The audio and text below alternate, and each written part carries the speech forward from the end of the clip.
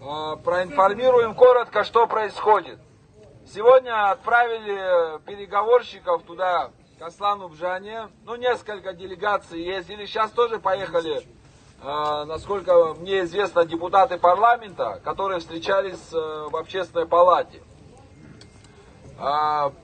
Последний представитель, которого мы отправили, ему Аслан Бжане сказал, что попросил время до утра.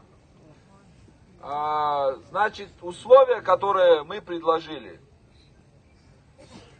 раз он озвучил, что он уходит в отставку, мы не можем понять. Он озвучил, но не уходит. То есть он, пускай тогда уйдет. То, что он сказал, пускай сделает.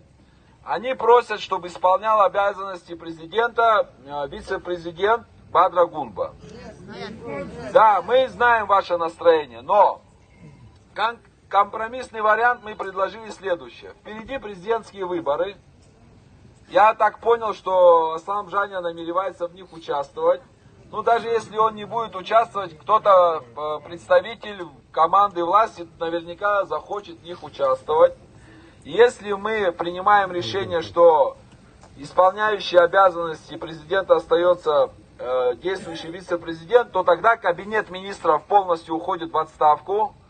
На место сегодняшнего премьер-министра назначается человек уже от нас, компромиссная личность. И таким образом мы балансируем исполнительную власть.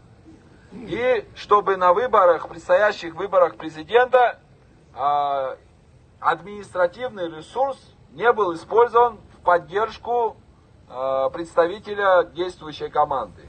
Вот с таким предложением мы отправили человека.